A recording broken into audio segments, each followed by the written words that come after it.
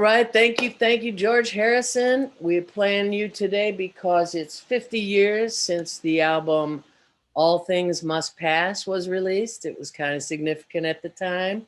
And that's kind of my favorite song off of it. I do like some others better, but different albums. So from Chicago, here we are. Thank you for joining us. Welcome all sisters and brothers, family, friends, and neighbors, and citizens of the world to another edition of Live from the Heartland, now being called Heartland at Home. As you can see, we're on Zoom, and this is the 63rd edition of Heartland at Home for the week of August 7th. Today, we're welcoming election law activist and guru in training, Ed Mullen. We're also welcoming Michael Helen Wood and Olivia Chase of the Injustice for All Film Festival International, and our faithful Olympics correspondent, Gordon Thomson, will bring us through to the end of the Olympics. Good morning, Michael. How you doing there? Good morning to you, Katie.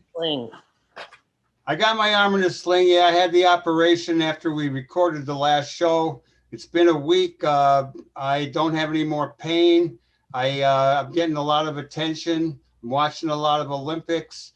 It's a little hard doing things with no hand. I got to keep this thing strapped to my body for the next 6 weeks. So we will keep you posted week by week. But I'm good enough to keep going and doing the show. Glad to be here. Thanks for being here, Michael. I know that you should actually have had the week off. But we've got a packed show, so we're not going to talk to you today about the Nigerian fisherwoman who are chasing on Chevron for messing with the environment. We will, though. And we're not going to talk about the Indigenous People Day Coalition. We will, though, next week when we're not as busy. But today, let's just remind people that you're going to hear a new phrase a lot. Proof of vaccination and how to have it.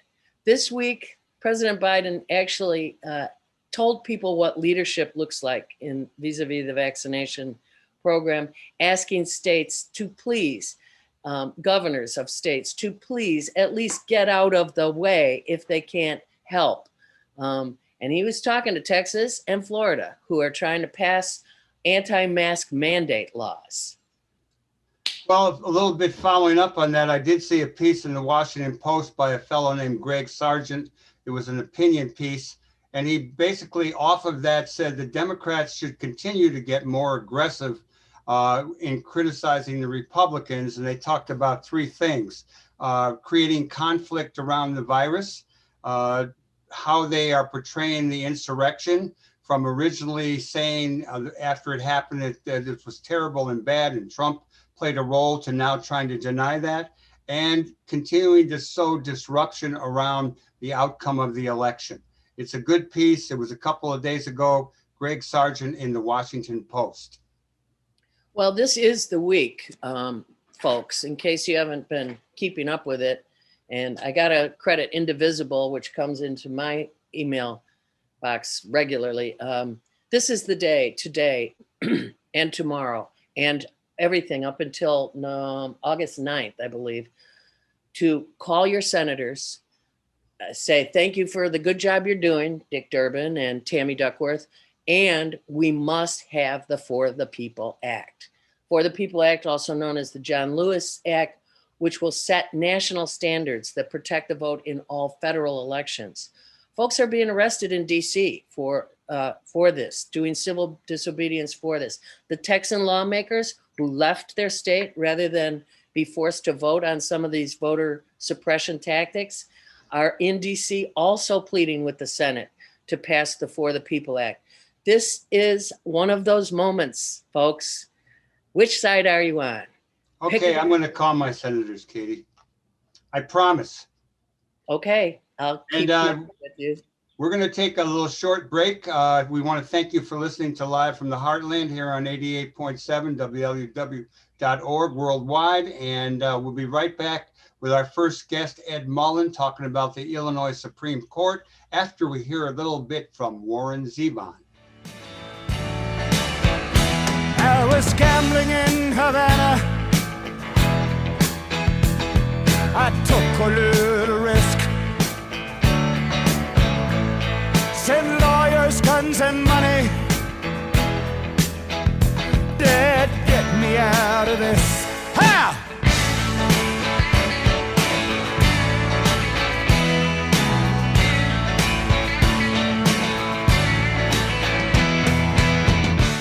Hey, Ed Mullen, it's great to have you here. We understand that you've been traveling around the great state of Illinois, sounding the alarm and waking folks up about the important, but often overlooked by the voters, races for the Illinois Supreme Court. Tell us what's going on and why we need to start paying attention.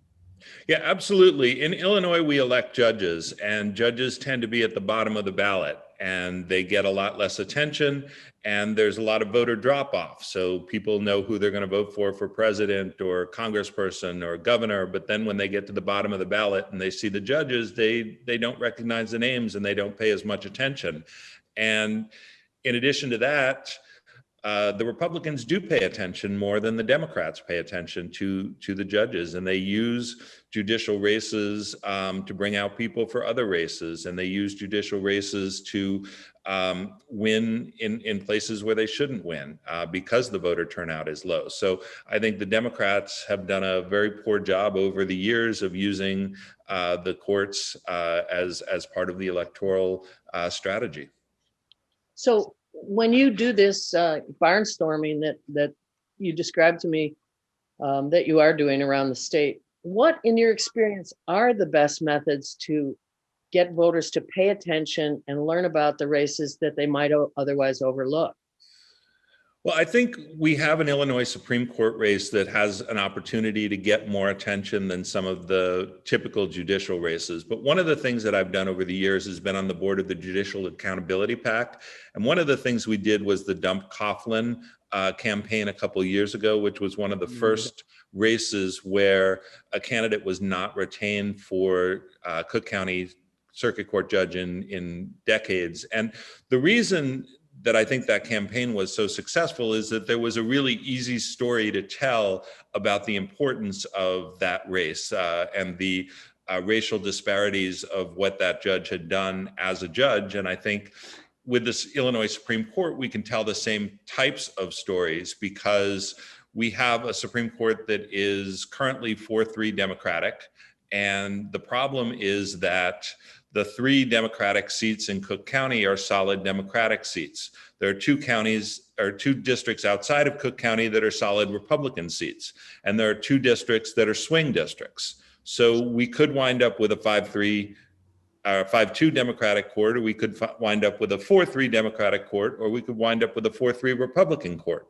And if we wind up with a 4-3 Republican court, they're going to be making decisions about the recent criminal justice bill that was passed and how that's interpreted, about the pro-abortion law that was passed 2 or 3 years ago and how that's going to be interpreted in the state if the Supreme Court makes changes to Roe v. Wade that's before it right now. So there's a lot of stories that you can tell about the importance of what the Supreme Court in Illinois is going to be doing to people on a day-to-day basis. And I think that's going to help bring people out because it affects their lives. It's not something abstract. Do we know yet who the candidates are and how they're looking, or is that yet to be? I know it's a ways away, but the candidates are starting to announce. So there are 2 districts that are open right now. There's the 2nd district, which is Lake, Kane, McHenry, DeKalb, and Kendall. And as far as I'm aware, there are 3 candidates that are exploring or announced and possibly a 4th candidate. And then in the 3rd district, which is DuPage and Will and Kankakee and a few other western counties, there are 2 announced Democratic candidates that I'm aware of. And both of those candidates are very strong. They are an appellate court justice and a sitting Kane court judge and very strong candidates. In the 2nd district, Mayor Nancy Rotering has filed paperwork to run, and she's a strong progressive. And then there are 2 sitting judges, one in Lake County and one in Kane County, who have announced that they're running as well in that district. So there are some candidates that have announced because the primary was moved from March to June. I think the timing of when people have to announce has been changed a little. So there is still time for people to get in the race. But in terms of fundraising and endorsements and campaign support, I think, September, maybe October is probably the realistic time for candidates to get into the race. And what does it tell us that the Democrats won the presidency in 2020, did really well here in Illinois? Other Democratic candidates did well, but at the top of the ballot was the fair tax amendment, graduated income tax, which we all were working very solidly for. And in the 49th ward, we had the highest turnout for that, or percentage of the vote for that. What does it tell you, though, tell us that we lost the fair tax amendment, and how that will relate to the I think the first thing it tells us is that Republicans are going to spend a lot of money on these races like they did on the fair tax amendment, because it's the same types of issues that are important to them. And so they're going to spend a lot of money on these races. And so the opposition is going to need to be very well organized and have strong messaging, as well as raising money. The fair tax was not actually at the top of the ballot. It was sort of in a weird place, depending on where you were in the county. So there was actually some counties where it was very difficult to find and to understand that the fair tax amendment was actually on the ballot. And there were some organizing concerns around that based on how certain counties organized their ballot. But here it is going to be at the bottom of the ballot. And that means that, not way at the bottom of the ballot, but after the federal and General Assembly offices. So it's going to be important to educate people on the importance of this race and who the candidates are. And I think you're right that the Fair Tax Amendment says something about how, even though we are a Democratic state, we're not necessarily liberal and progressive outside of Cook County. And so we have to be aware of that in both our strategy and looking at who the candidates are going to be. I looked at the maps, the redrawn maps, and I am something of an election professional myself. And the whole lineup of courts, circuit courts, district courts, and how the population needs to be equalized in order to have the Supreme Court districts. Am I right about that? They tried to. The population, you've got this idea of one person, one vote in most electoral systems. But with judges, it's a little bit different because the building block is not a block. So if I'm drawing an aldermanic map or I'm drawing a state representative map, I literally am drawing that block by block, and I can take a precinct and I can move it. I can take a block and I can move it. But in your Illinois Supreme Court, your building block is the circuit court. So you've got the Circuit Court of Cook County as one of your building blocks. So it gives you a lot less flexibility in terms of how you build a Supreme Court district. But what it also does is it means that they're not going to be as equal as an aldermanic map, because your building blocks are not equal. So the need for it to be exactly 1-to-1-to-1 is not the same as it is with a General Assembly map or an aldermanic map. So there's a little more flexibility in terms of the size of the districts, but in terms of the building blocks, you can't split up, for instance, the Lake County into two, because Lake County is one circuit court district, and you've got to have the Supreme Court over a circuit court district.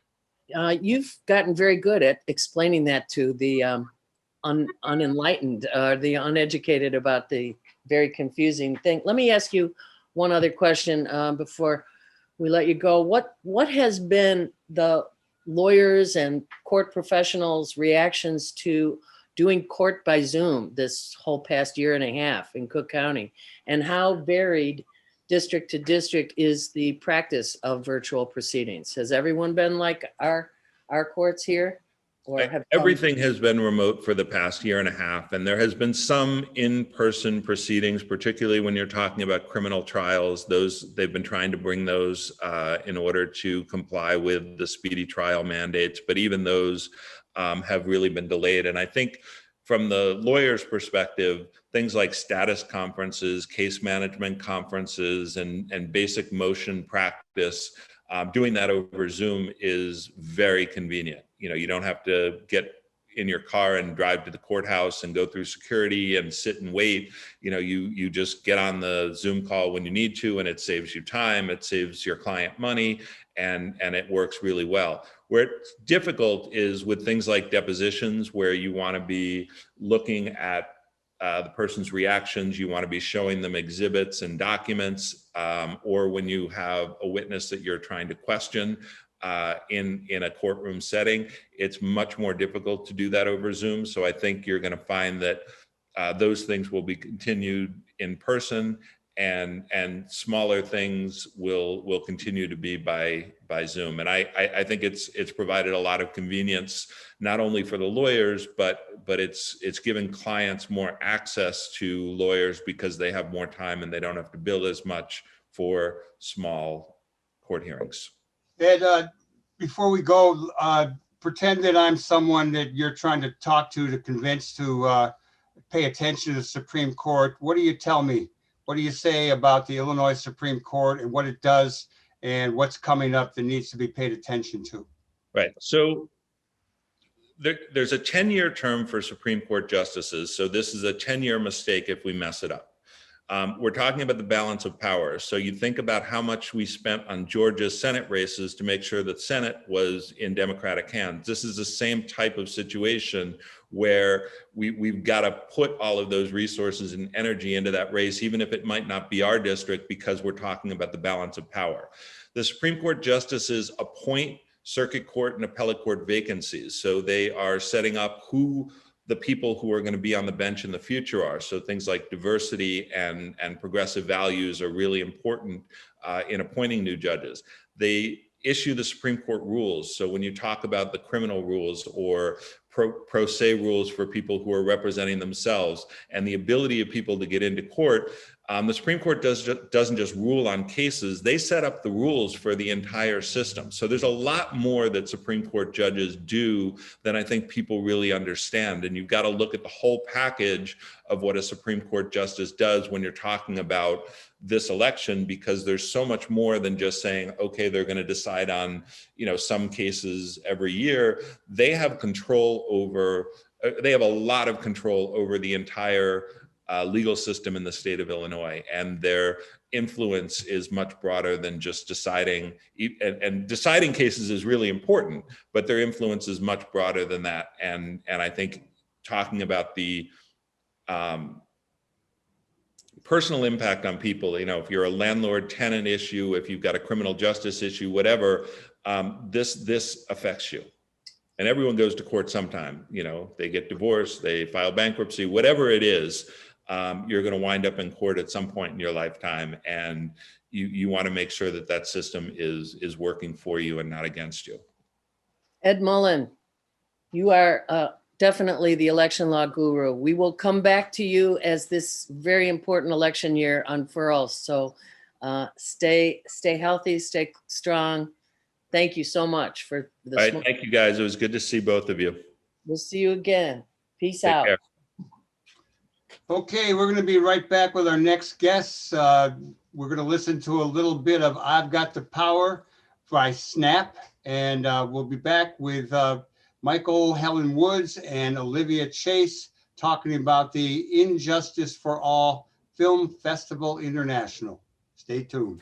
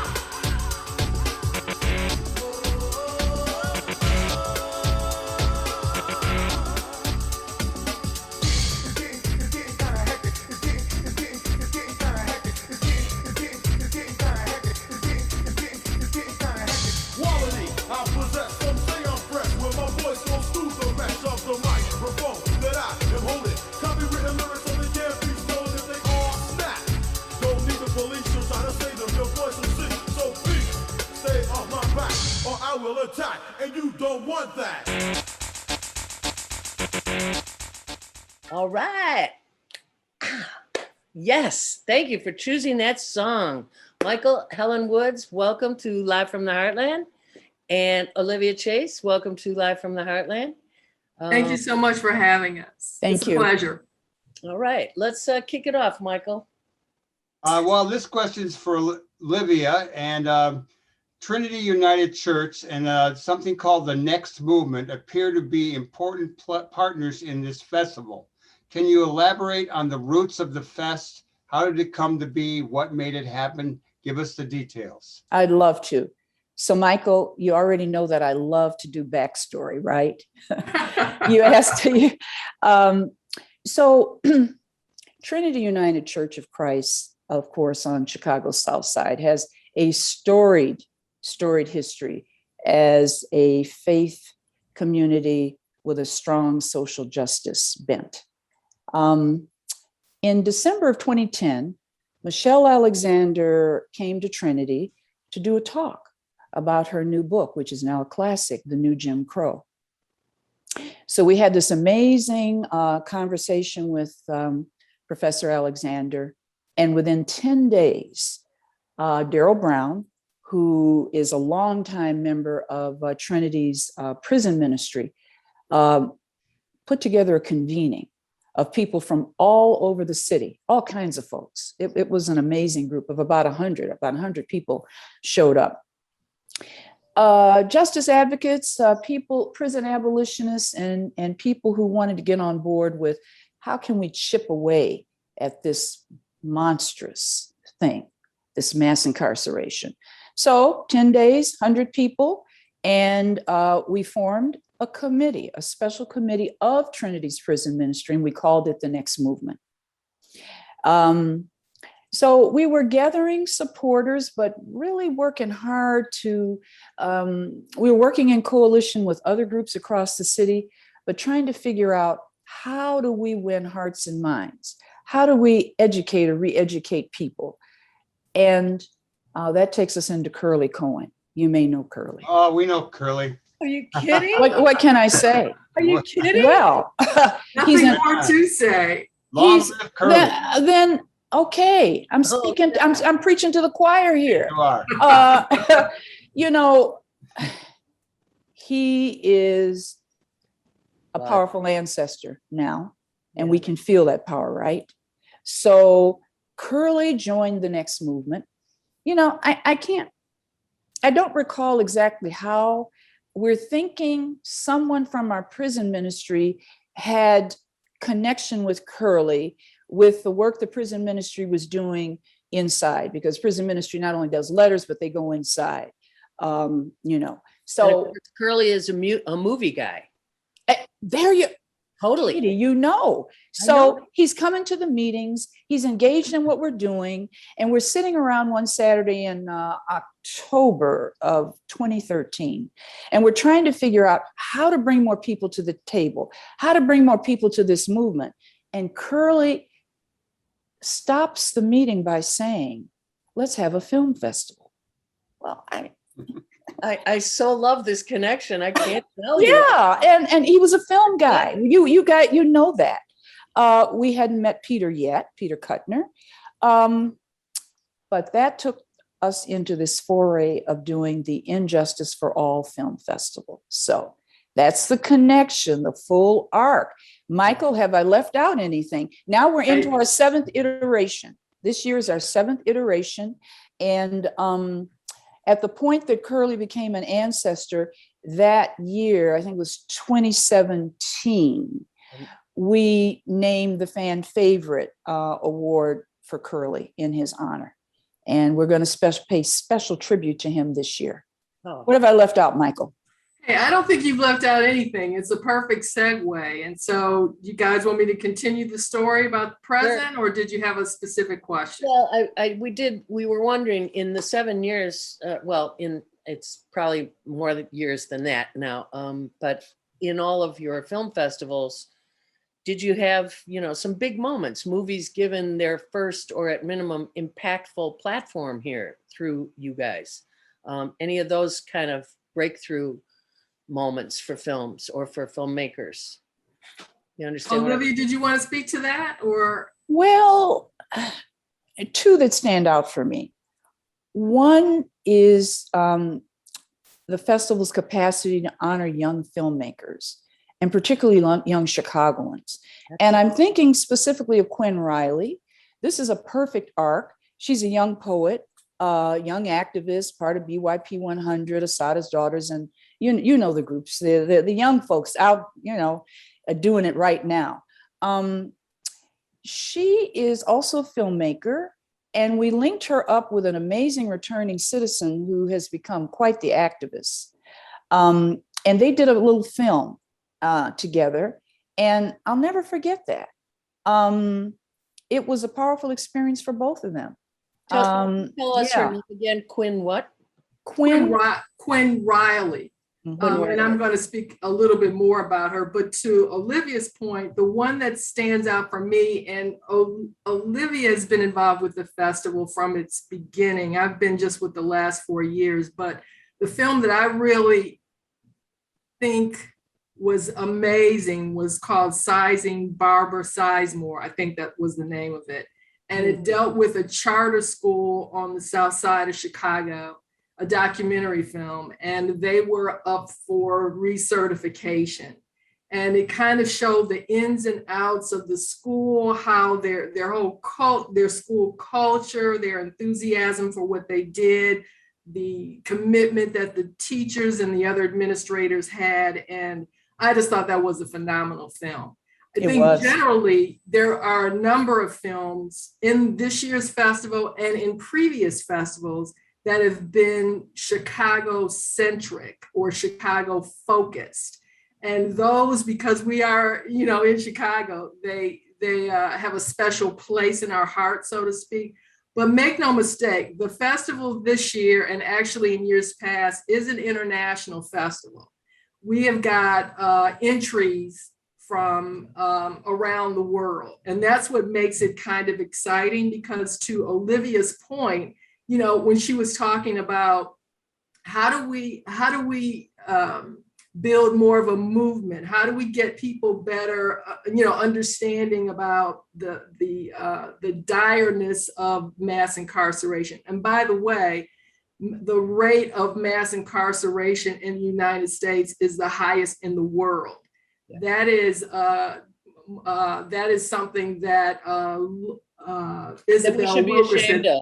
Sorry, we should be. And Isabel Wilkerson points that out in her book Cast. Mm-hmm. But I mean, the point of it is we as a organization are committed to the whole idea of absolving mass incarceration, what that means. And so a lot of the films deal with mass incarceration, or they deal with the criminal justice system and other human issues that relates to us as humanity.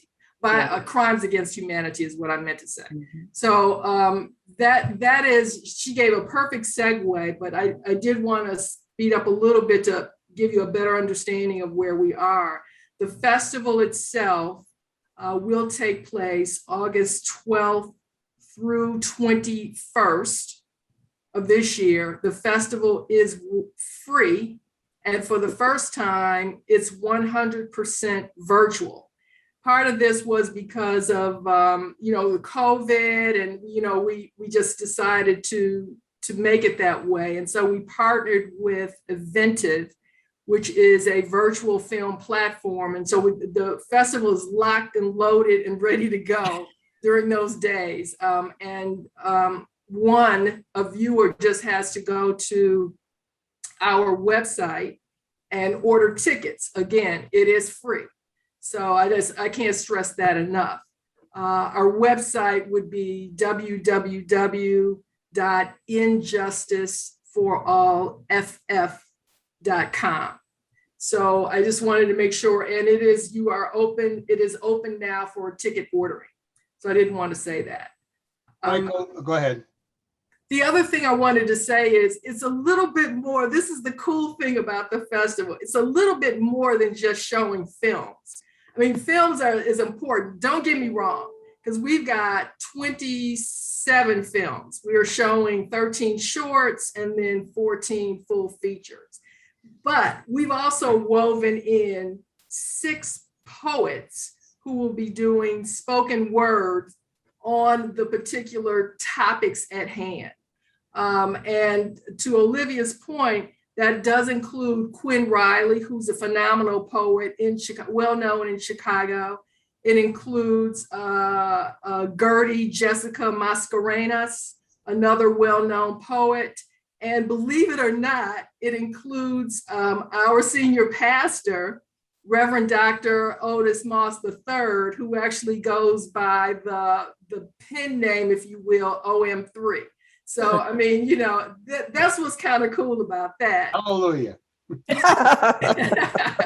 and additionally, the festival itself will also have what we would call like panel discussions, Zoom panel discussions. So in theory, it is the films, it is the poets, it is the panel discussions on a variety of topics, from prison reform to paths to a racism-free society, to domestic violence. And I was going to ask Olivia to talk about one of the panels that she's knee deep in, which is organizing across differences, restorative justice. So these are woven into, and it's really 8 panels that also complement the festival itself. And so if Olivia wanted to speak about the one that she's working on, that would be great. Oh, I'm excited to talk about that one. That's right in my wheelhouse. Celebrates the set apart organizing work back in the late 60s. Chairman Fred Hampton, that powerful ancestor, the work that the Illinois chapter of the Black Panther Party did with the Young Patriots, the Young Lords. I think I got one of those names wrong, but we've got. Right. I'm sorry. You got them both right. Okay, so we're celebrating that work with 3 films. 2 films are Peter's from the archive, amazing shorts, and one is it the original Rainbow Coalition or the first Rainbow Coalition? It's called the first. I think it's called the first Rainbow Coalition, or as we're presenting it. Yes. By Ray Stanton-Esteban. Yes, absolutely. Fabulous film. But we've got Billy Che Brooks from the Black Panther Party. We've got Sheila McNary from the party. We've got Omar Lopez from the Young Lords. We don't have anyone from the Young Patriots, but we also have Helen Schiller joining that conversation. And we've got 2 fabulous young activists, Damon Williams, who's just done all kinds of work, part of a number of groups, and of course, Quinn Riley, who's also a young activist, both of them boots on the ground, young folks. So we're going to have this intergenerational conversation. We want to invite the community in so we can all talk about that powerful work and the legacy, what was left behind that laid the foundation for some lasting change in our city of Chicago. And, Michael? and sorry, go ahead. Well, Michael, I was going to ask you about when the festival wasn't virtual, what venues hosted the films? And it may be too early, but your take on the positives and negatives of an entirely virtual festival. I could say what makes it, I'm going to start with your last question. The idea of a virtual festival, which we thought was something we had to do out of necessity, has actually turned out to be a blessing, because we've got, again, people are beginning to sign up from all across the country, which quite honestly just blew me away. I mean, we've got people signing up left and right, and we've actually asked for donations this year too. So we're beginning to get ahead of ourselves. So the concept of we wanted to do something that would build up advocacy and build up understanding about these issues is growing. So that's the benefit of it being virtual. Now, to your point, when we didn't have it virtual and all of the venues were in Chicago and they were across the city of Chicago. At times, with some years, we would have something like 30 venues. And we would, and we would show the films in multiple locations. So the actual feeling, sharing, energy of the room in that regard is probably a con that we don't have this year. Sure. But I think, it's like, to your point, Michael, it's pros and cons on both sides. What I did want to say, and let's not forget this about the festival, it is a competition. So even with the filmmakers, there is prizing, the judges have ruled, so to speak, and that's on the last day of the festival. So, we're all staying tuned to figure out who that is. And of course, as Olivia mentioned, the highlight of it is the Curly Cohen Fan Favorite Award, which the viewers, that's beautiful. The viewers, the audience of the festival, they're the ones who vote on what their favorite film is. The most popular film is named for him. So, I mean, I didn't want people to lose sight of that particular factor.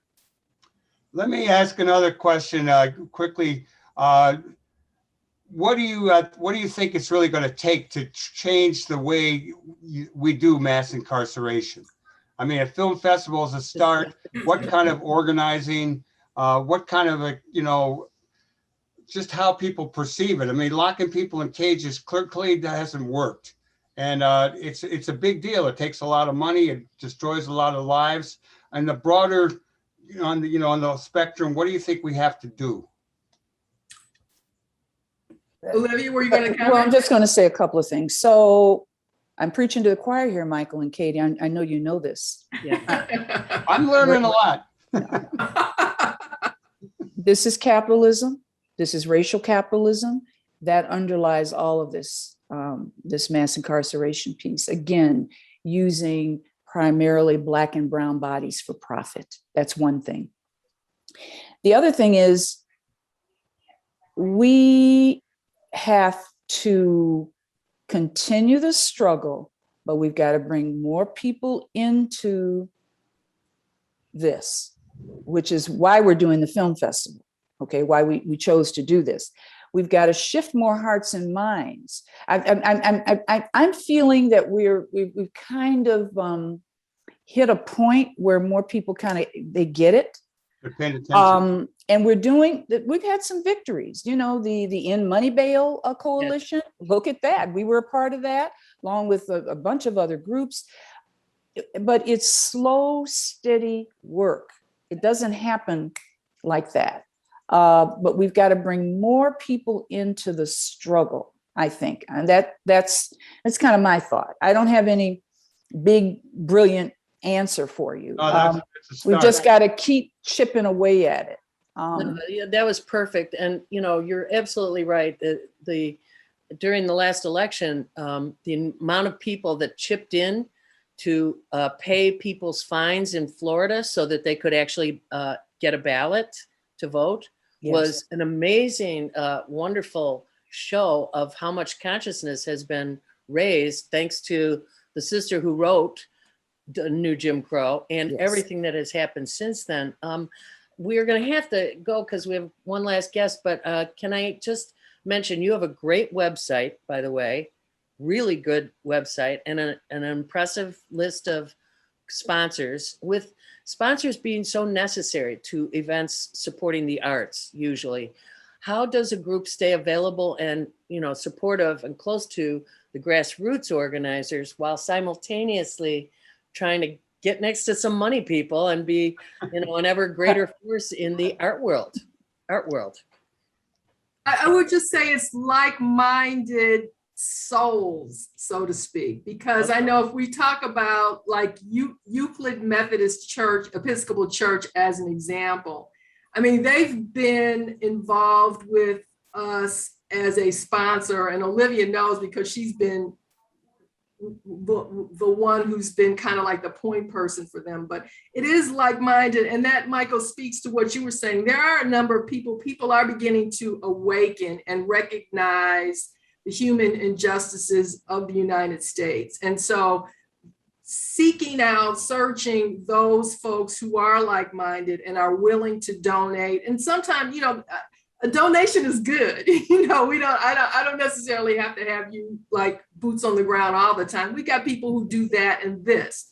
It's just being able to access all of the talents that we have for a common good.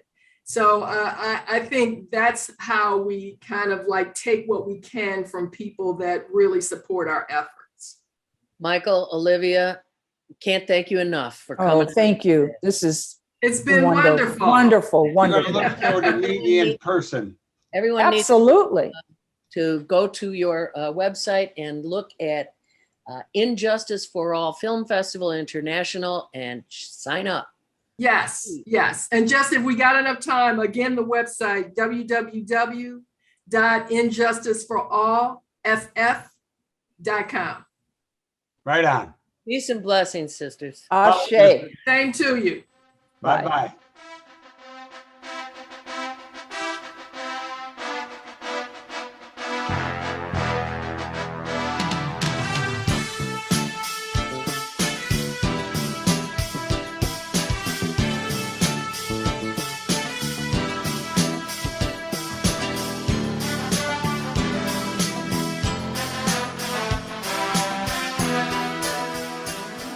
And we are back with a wrap up on the 2021 Tokyo Olympics. And thanks to Gordon Thomson. Welcome back, Gordo.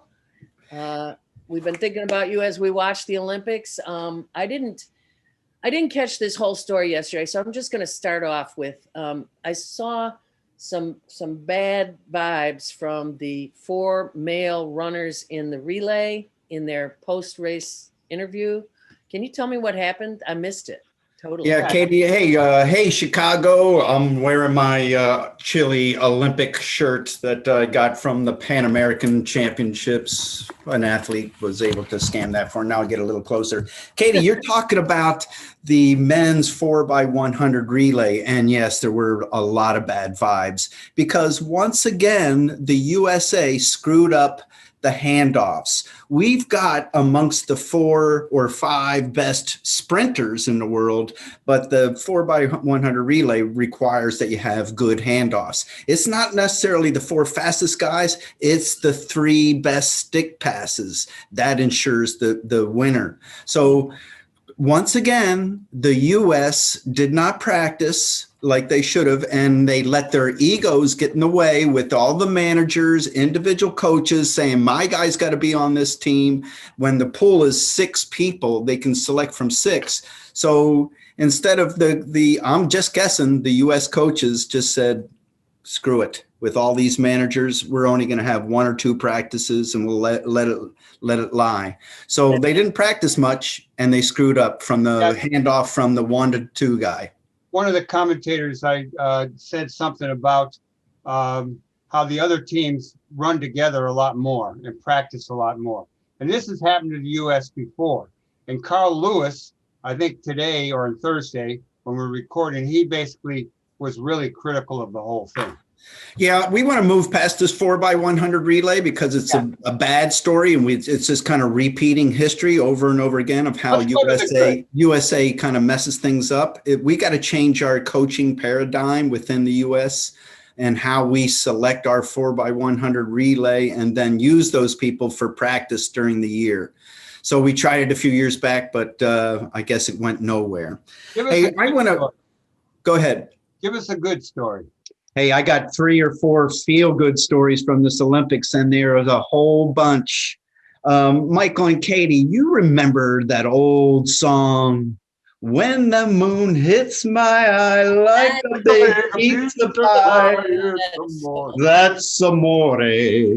So that's what I would start off. Italia, they won the high jump and the men's 100 meters. And the theatrics, the emotions of those 2 Italians, once they found they got gold, was beside themselves, especially the high jumper, the Italian high jumper, Tamberi, who really, once he found out that he was sharing the gold with Barshim, the world's God's gift to the high jump, he straddle hugged him like he wanted to date him. And it was just like, holy schmoly, what's going on here?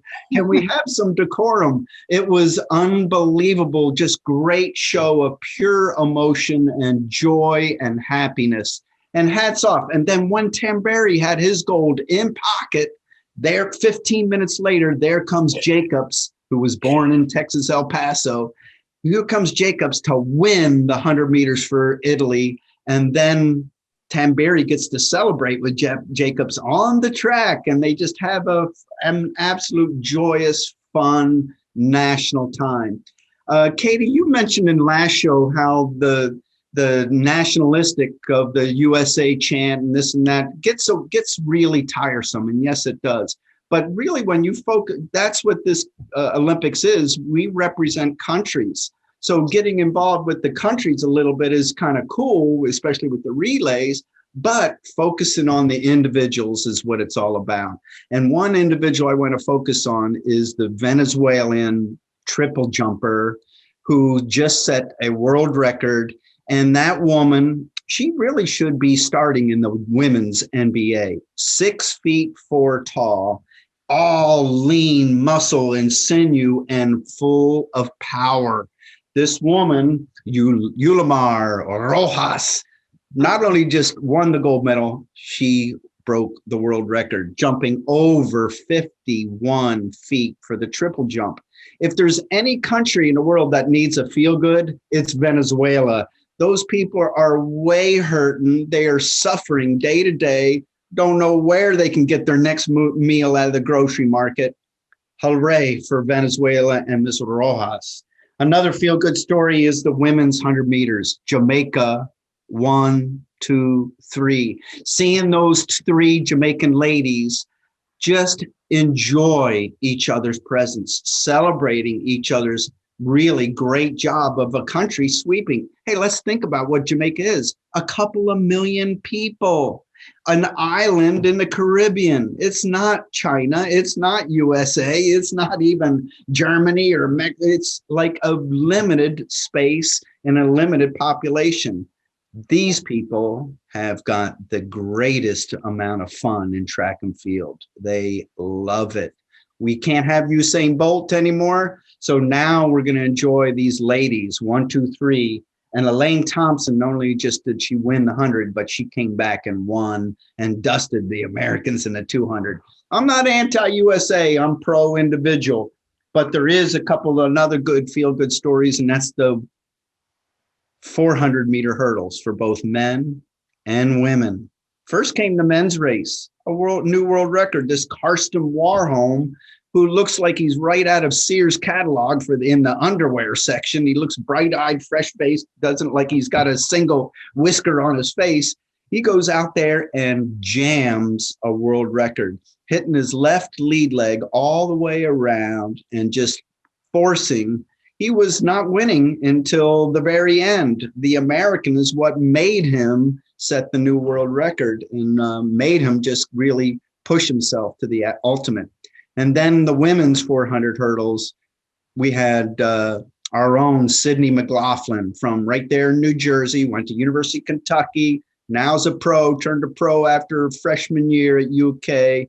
And what an unbelievable young lady, just was losing over the 10th hurdle to her teammate, Muhammad, and then just phenomenally powered through that last finish 10 or 20 meters to break the world record, win the Olympic gold, and US went 1-2 in that event. It was a phenomenal race. So the 400 hurdles was really the one event that just was magnanimous. It was unbelievably fantastic.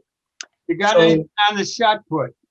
Oh my God. Yeah. USA 1-2 in the shot put. And Ryan Krauser, who won, his 6 throws in the final, every one of them would have been an Olympic record. Every single throw in his 6 throws would have been an Olympic record. He is mastered that event.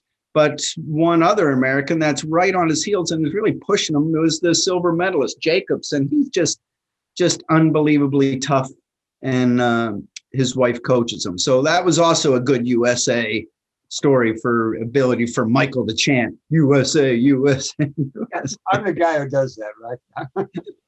I would say when I was coaching an international team for the Pan Am Juniors, we just swept every event and 1, 2, 3 US in 100, the 200, the hurdles, the long jump, the triple jump, the this and that. And it got to be, oh my God, can some other country take a medal, please? So that you just want to feel like somebody else can achieve. So when it was a little bit of over the top USA chant on that trip, but yes, the world does come alive every 4 years for these Olympic Games. And the true winner is the track. This Mondo surface is a brand new surface that is embedded these granules, these 3-dimensional granules that respond to the athlete's pressure down. So it gives back more energy than it receives. That is a whole new innovation. So yeah, pretty cool. Hey, Gordo, before we go, tell us one more time your ideas about where the Olympics should be held every 4 years. Well, it's a no-brainer. They should be held exactly where the first one was in 1896. The first modern Olympics was in Athens, and that's where it should be every 4 years. And then maybe a couple of events be satellited out to other cities around the world that could potentially host. It's so big that now, and with the added other events, it's a monstrosity that can't hold on to itself. So every Olympics has lost money, every single one. Maybe Los Angeles is the only one in '84 that has been able to make money, but every single Olympics has lost money, and it leaves these white elephants of these monstrous venues up that can't be used. So yeah, that's probably good. And it's been shot around a little while. We'll see. The future of the Olympic Games is tenuous. Hey, remember our project that we were going to work on? We were going to try to get a long jump pit built up at the Willie White Park in honor of Willie White. So stay tuned on that. Yeah, we'll work on that offline. Okay. There you go. I like very much, and I appreciate, Gordo, your enthusiasm and your wisdom and your keeping track of all this stuff for us all. I love the Olympics. I find them inspiring. I wish that the doping and the politics and all the rest of that stuff, and it sort of does get in the second seat. By the end of the games, you're so taken with these beautiful people doing the best they can with their bodies that a lot of that just does fade. Yep. Hey, one quick little good field story about politics. The men's fencing team, right before, there was one guy on the fencing team that wasn't allowed to train or compete with him because he was accused of a sexual offense. So when they were handing out the masks, the team captain handed out 3 pink masks to his teammates and then 1 black mask to the offender. And he had no idea it was coming. And that moment where they had 3 guys wearing the same color pink mask and the one out on his own wearing the black, that message sent a really strong deal unto itself. So way to go, fencing. Way to go, thinking ahead of the time, and way to get on top of it. We got to go, my dear. We're out of time. That was a great story. Love you, Gordon. Good report. Thank you for the great report. Peace, love, and happiness, Chicago. Go get them. All right. Katie, tell us about what's going on tonight. Okay, tonight we've got a movie in the park at our own Loyola Park. It's A Wrinkle in Time, a good family show. Starts at dusk. Wear your mask. Bring a blanket. Come and see where the movies are. And they're in a lot of parks now. In memoriam, we got a kid we knew from the time of his birth, Connor Lee. Was a 39-year-old pilot. He passed away. We are really sorry for the 2 Nancys, his mother, mothers. Also, Elka Schumann of the Bread and Puppet Theater passed this week at 85 years old. She did great. Bread and Puppet is a great theater. And we'd like to say goodbye to St. Ignatius Parish right here in our neighborhood, who held its last mass. And that's right where Gordo used to live, right across the street. Yeah. All right. So we're going to leave with our Twin Peaks playing Our World. And for over 25 years, we've been glad to bring you live from the Heartland. Now, Heartland at Home. We're broadcast every Saturday morning at 9 to 10 a.m. Central on WLUW.org worldwide, 88.7 if you're close by. We're archived on youtube.com/Heartland Media, and you can find us on CAN TV and on Spotify and Google Podcasts. Do good in the world. All power, because the world needs all the good that we do. All power to All the power to the people. Next Bye-bye. week, we'll see you. We got a good one coming up. Adios.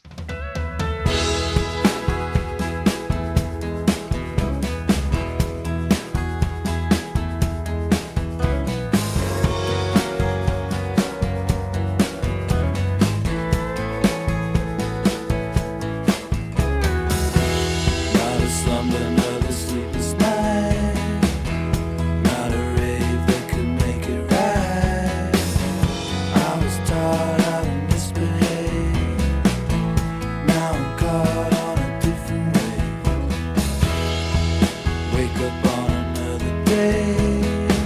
Another suspect on another page. I was out